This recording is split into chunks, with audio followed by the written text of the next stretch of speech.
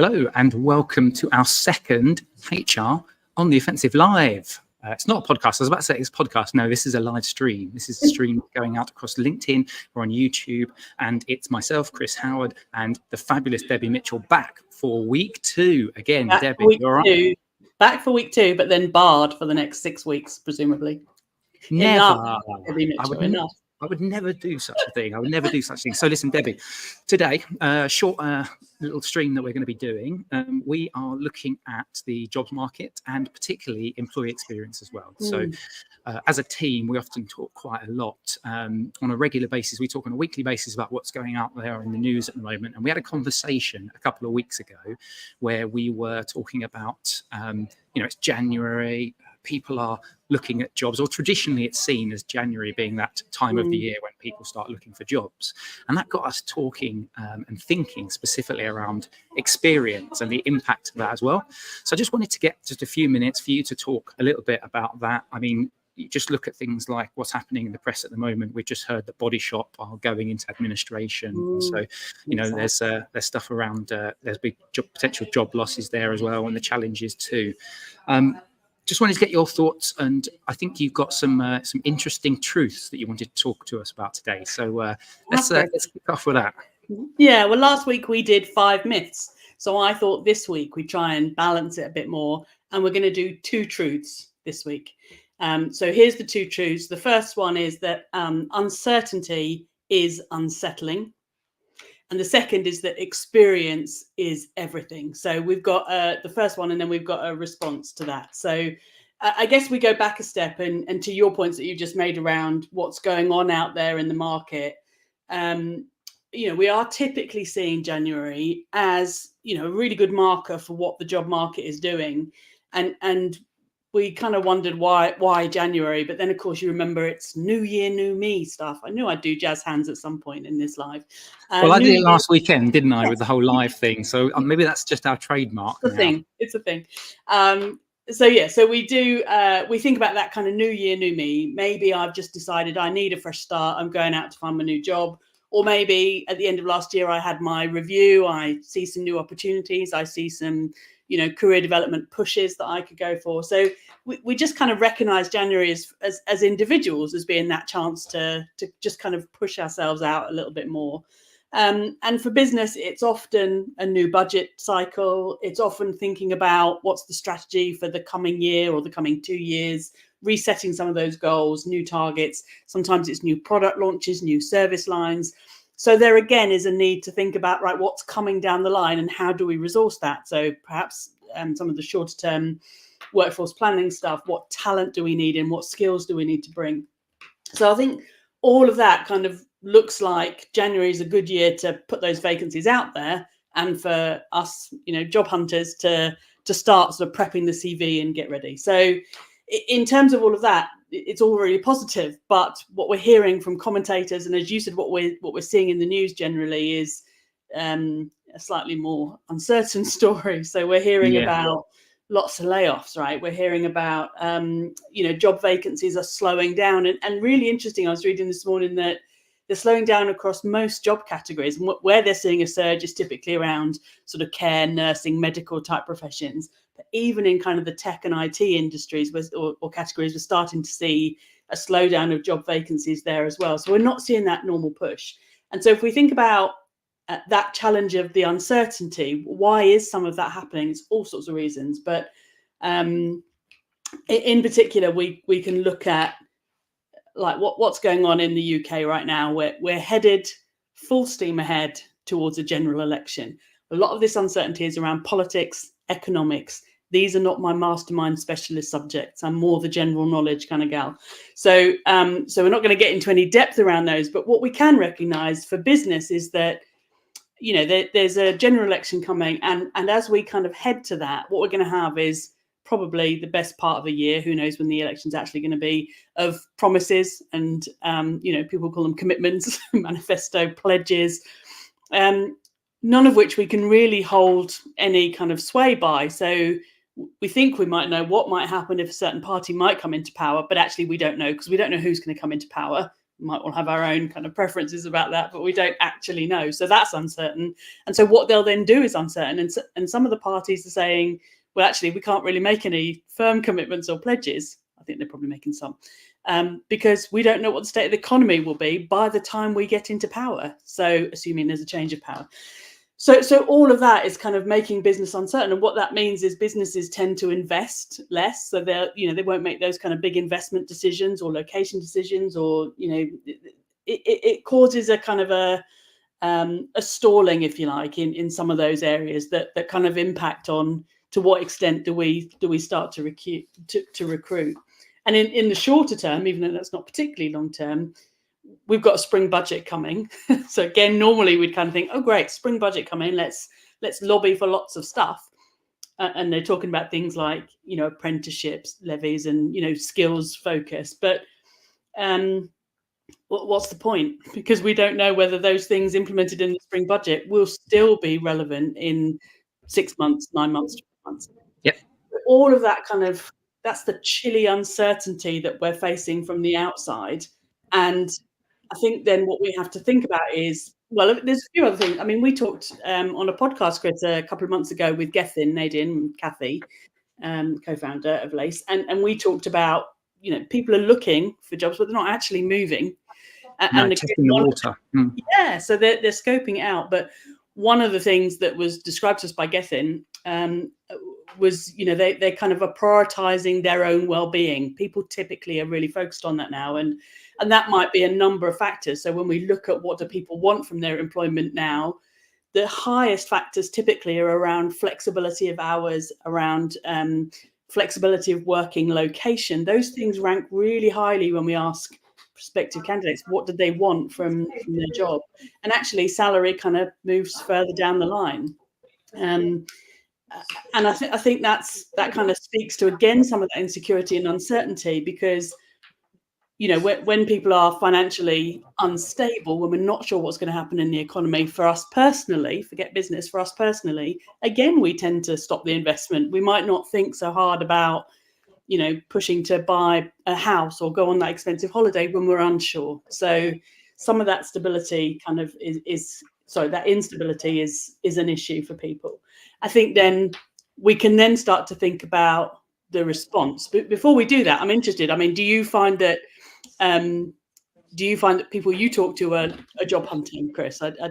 Is it? No, that's really, really interesting. And I talk to different people at different sort of levels as well. And it is that what happens on a macro level, you may not always apply it in your own mind to me and my job and what's happening right now, but it does all have these impacts. We've had a series of, over the last few years, a series of big events that have impacted people, and sometimes we've seen spikes. Like I won't go back over the whole Great Resignation stuff or bits like that, but we're now in that period in which there's enough time between the P word, the pandemic word.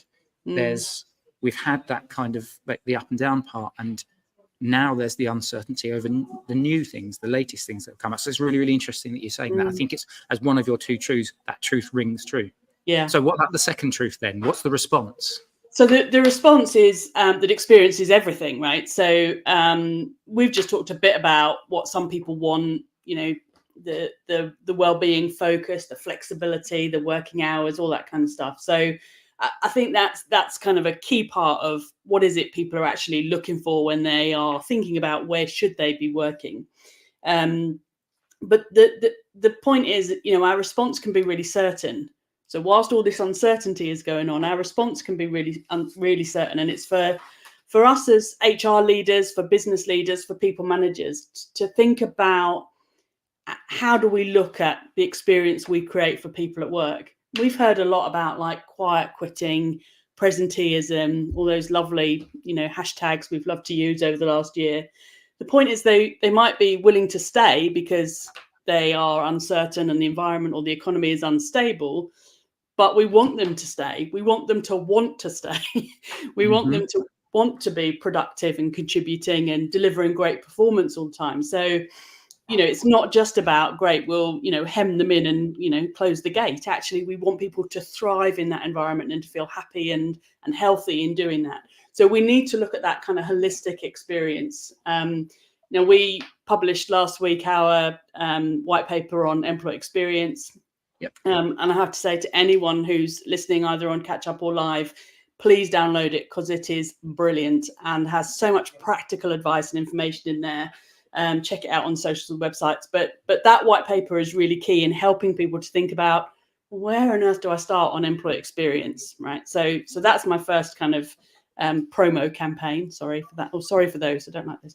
But also then to just draw out some of the kind of key points around it, and think about the fact that as HR leaders, we can really influence how people are experiencing their work. So the environment that we encourage our business to take, to make, the combination of factors that focuses not just on what is my employee experience from the point that I get a sniff of a job in your organization, to applying for it, to getting it, to onboarding, right through all sorts of changes in my career, be that my personal circumstances, be that my career development, right through to the point that somebody thinks about leaving or does leave, and how you enable a warm exit from the organization for whatever reason. So their kind of career path, their development through that, we can really focus on what makes that experience good for people. And when I was listening to one of our podcasts I posted yesterday on LinkedIn, one of the things I really liked from one of our guest speakers was talking about creating policies and processes with people for our people, right? So it really resonated down. Yeah. Yes, and not just best practice or copy paste, but what really matters to your people. And I know, again, there's some really useful stuff in the white paper about how you can start to think about that. And then it goes beyond that. It goes just beyond that kind of life cycle of I start, I stay, I develop, I leave. Because we also think about like their physical environment and the interactions they have and the leadership they interact with and the technology that helps them to do their daily jobs. And we've had experiences recently of employees who had to grab their lunch in a store cupboard, right? So think about that as your physical environment and how much you love working in that kind of space.